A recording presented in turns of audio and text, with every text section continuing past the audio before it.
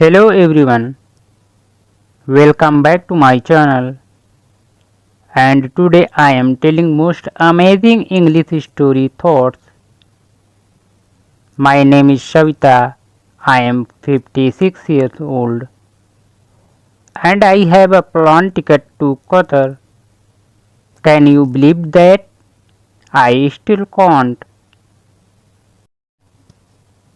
When the woman at the counter gave me the ticket, I said, "Is this really mine?" She smiled and said, "Yes, ma'am, enjoy your flight." I looked at the paper and saw my name. Savita, that is me. But how did I get here? People think dreams are for young people. They say you are too old. They say it is too late, but they don't know me. They don't know my story. I didn't always have a dream. I didn't even know what Qatar was when I was a child. I was too busy trying to eat, trying to study, trying to help my family. We had nothing, not a bed, not even a door, just hope, and that was enough. One day, when I was already a mother, I saw a photo in a magazine. A big city, a place with lights and tall buildings.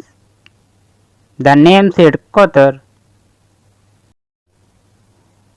I said one day I will go there. My children laughed. Mama, that place is far away. I laughed too, but deep inside I said, why not?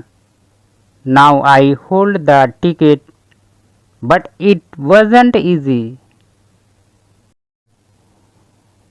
No, it was never easy. This dream almost died many times, but something always kept it alive.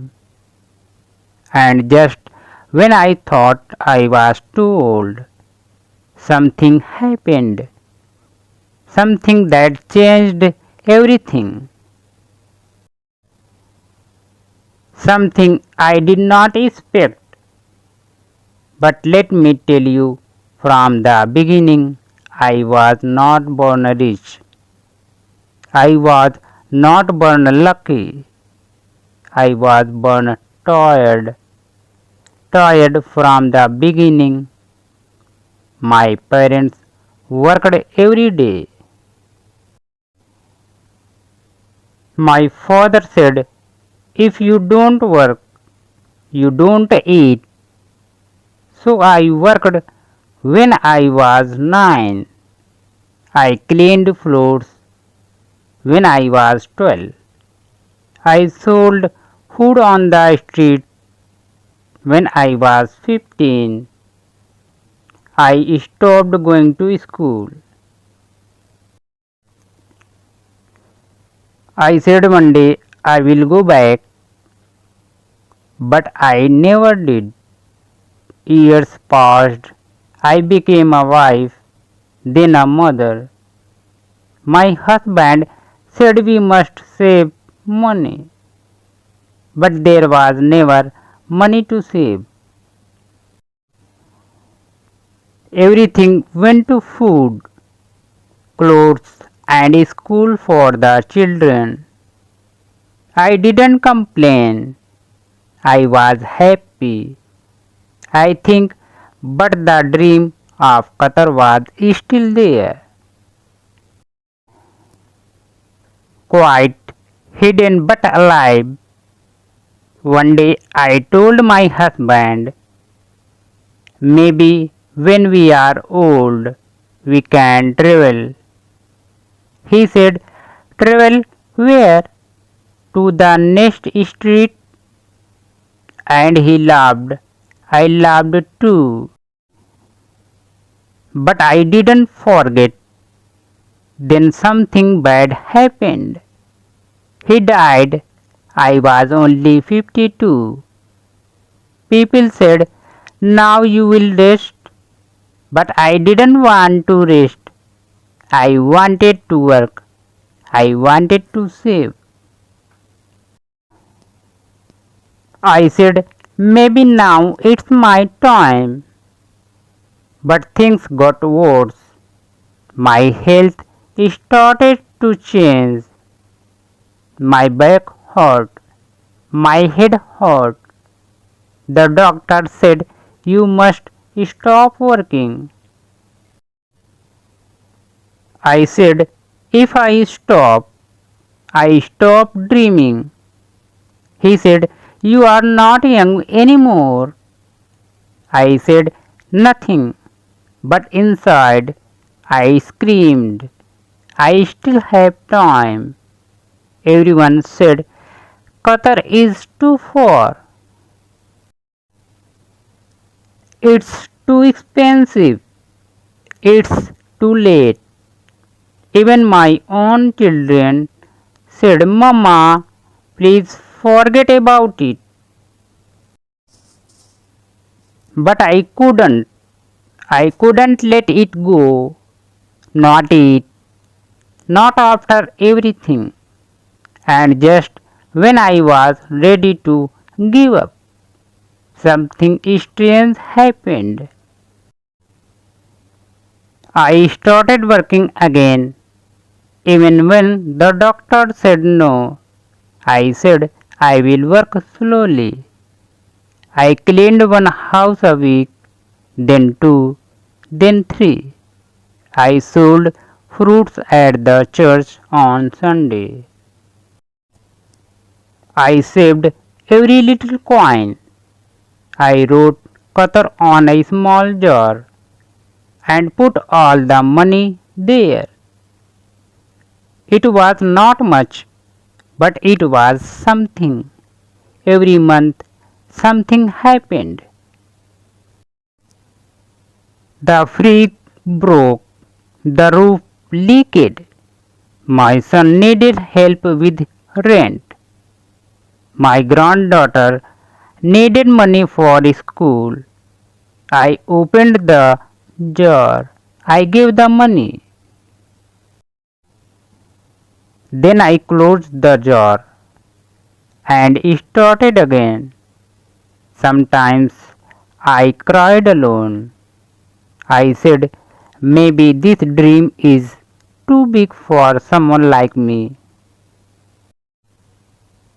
But then I remembered something my mother once said: "If you walk slow but never stop, one day you will arrive." So I didn't stop. One day I saw a cheap flight online.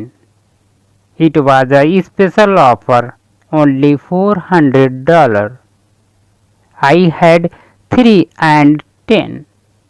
I ran to the jar and counted. I smiled. I just needed 90 more. Maybe it one more month, I thought. But the next day the offer was gone. I missed it. I felt so bad. I wanted to break the jar and forget everything. I told my daughter, maybe I was foolish. Maybe this is not for me. She said, "Mama, you should rest." Then something strange happened. My grandson came to visit. He sat next to me and said, "Grandma, I saw your jar." I was quiet. I thought he would laugh, but he said, "You are amazing." You believe in something and you never give up. He was there holding a small envelope. This is for you, he said. Inside there was a ticket. A real ticket to Qatar. I looked at him. What is this? I asked. He said, you are going. You are not going alone. I am coming with you. I said, but how? He said, I saved some money. I wanted to say, keep your money. You are young. But I didn't. I said, thank you. That night I couldn't sleep. I looked at the ticket. My name was there. My dream was real. Then I remembered what I said many years ago. One day I will go. That day was close now. But one more surprise was waiting for me. At the airport, everything felt fast, too fast. So many people, so many lights. At the gate, I sat down. I looked at the big screen. It said, Flight to Qatar on time. I said, maybe I should not go. He looked at me. Why not, Grandma? I said, this is not your dream. It's mine. He said, but I want to be part of it. I was standing at the gate. The plane was ready. My grandson waited beside me. I had the ticket in my hand, but I could not move. Now this thought was coming in my mind that my grandson will definitely take me to Qatar and he is the best for me. If you like this video, please do not forget to subscribe our channel. My all dear friends, thank you so much for watching this video.